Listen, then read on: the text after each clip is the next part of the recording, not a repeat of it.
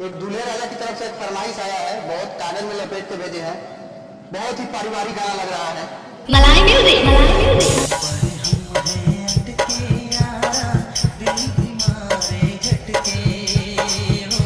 चलिए चाटते हुए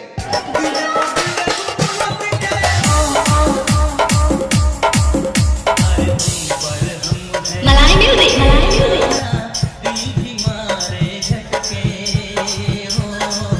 चलिए चाटते हुए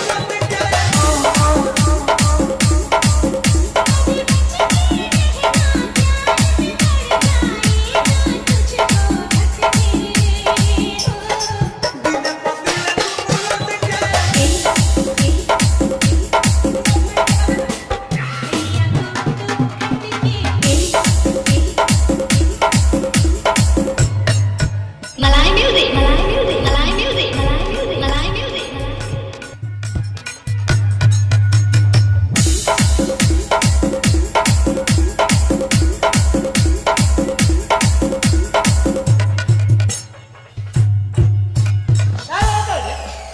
गंदा गंदा बात करता है। कभी गंदा बात कर मलाई म्यूजिक, मलाई म्यूजिक।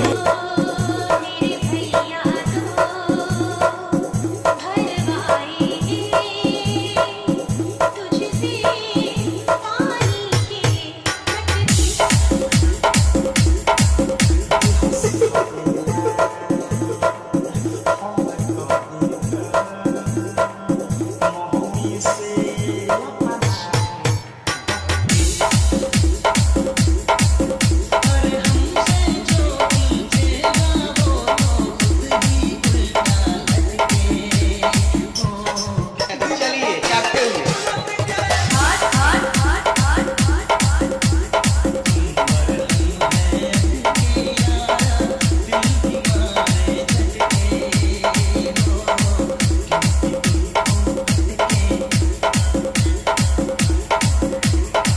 मलाई म्यूजिक, मलाई म्यूजिक, मलाई म्यूजिक, मलाई म्यूजिक, मलाई म्यूजिक।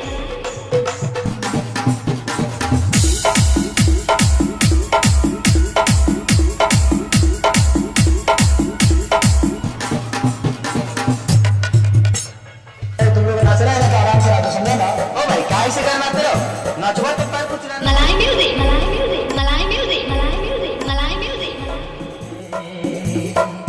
मैंने सोच लिया